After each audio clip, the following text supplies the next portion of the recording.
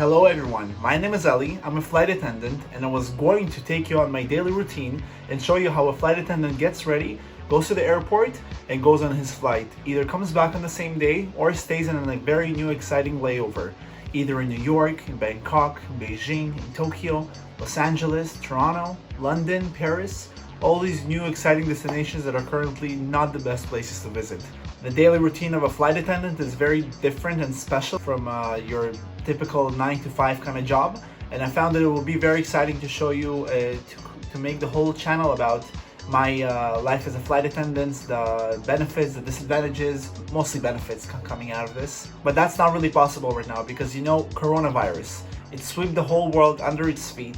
It shook the tourism industry, it shook the airline companies, and us, the flight attendants, in it. My daily routine would have consisted of dressing up, being ready for the taxi, being driven to the airport, preparing for the flight, flying back and forth, either staying in a layover and coming back home to shower and sleep. But right now, our daily routine consists of absolutely nothing, or whatever routine we actually prepared for ourselves.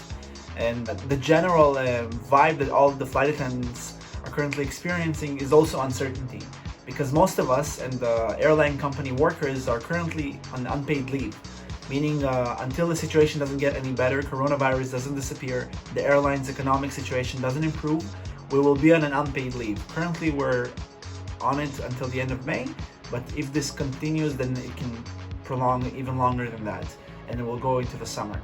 So I'm sorry that I can't show you the exciting things that I was going to show you, but I will tell you a personal story that actually happened to me yesterday. In all this uncertain time period and us not knowing when we're going to go back, I got a call yesterday from the company asking if I actually wanted to go back to work at specific flights where flight attendants are needed, because so many flight attendants went on unpaid leave that they actually don't have enough right now to fill up the airplanes to the destinations that are still open. So I was offered that, and from my initial excitement, I'm like, oh, I have a job, I have some sort of income if I go on these flights. I won't be bored at home, I will go back to my original routine. So initially I said yes, but after talking about it with my husband and thinking about it by myself and thinking about where the situation is going in the next couple of days, I actually chose not to, for two reasons. Because first of all, yes, I would be able to get paid. My salary would be actually very similar to the original salaries that I received when everything was fine, but that would be like a short run gain as opposed to everyone who are not being able to work right now.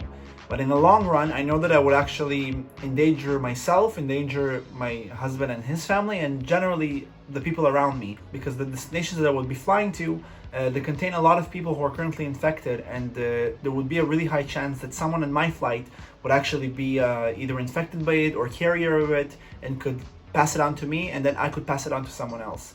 And then if someone would be found on my flight with coronavirus, then I would have to go into quarantine, including my husband and almost everyone that I would see in that time period.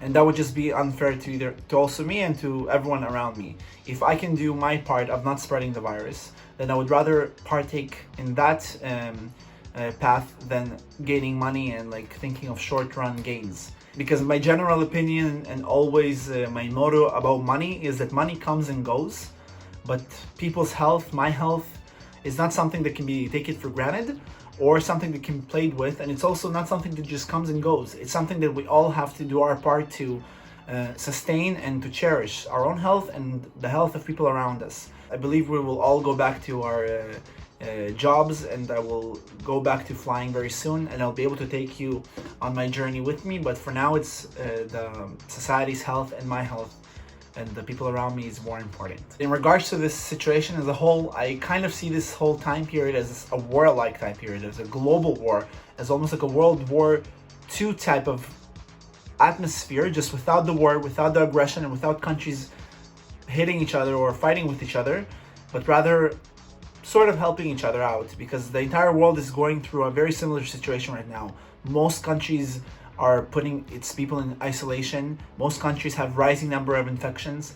Most countries are experiencing this negative atmosphere and almost a halt to our daily life. No matter if you're rich or poor, if you're black or white, gay or straight, this virus has no discrimination against who it attacks. If you have a body, the the virus will attack you.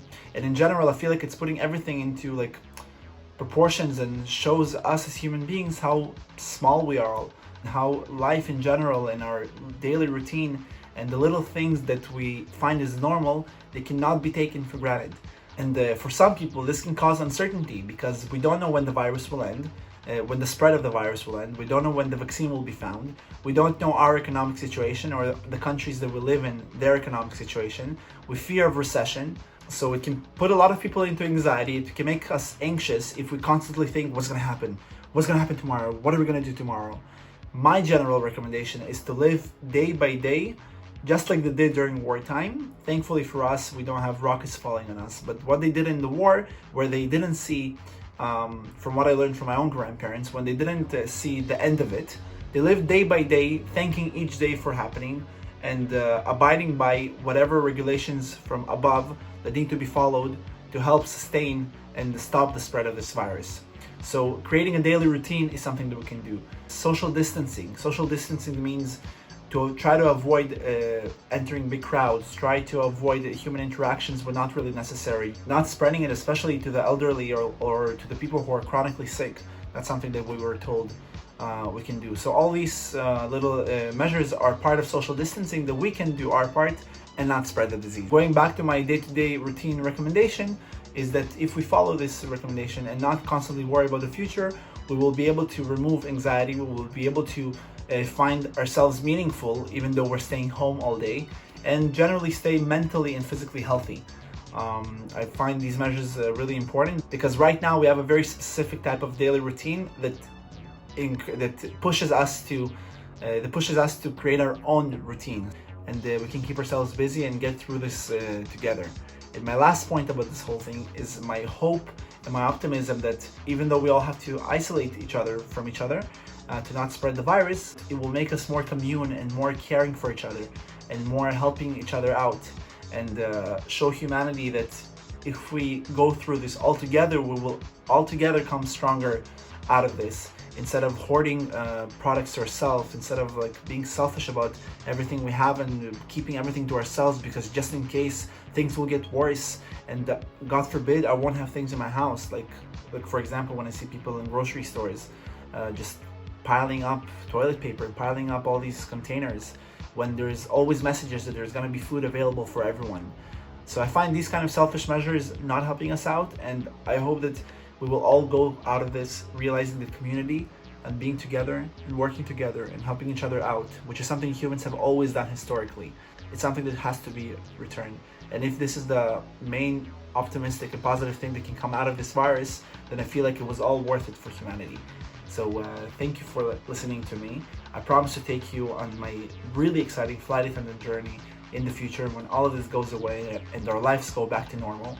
But for now, we have to stay together, we have to stop the spread of the virus, listen to the government regulations, and hope for a better and a really quick future.